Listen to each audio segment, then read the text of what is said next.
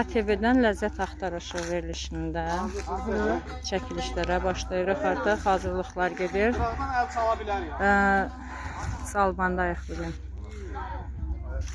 Həyətin gözəlliyinə baxın.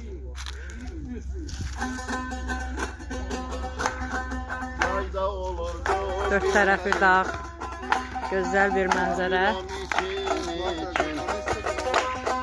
Diyabetiniz varsa her vapurlara için.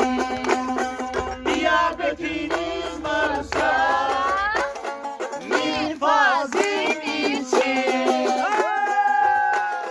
Nakış vurdum aynıya, ocakta su kaynaya. Bizim bu içkilerimiz yayımlanır dünyaya. Bizim bu içkilerimiz yayımlanır dünyaya.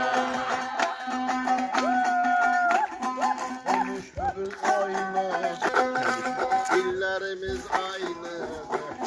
Dolaşarız dağlarına, bakaymışız tabiatın koydu.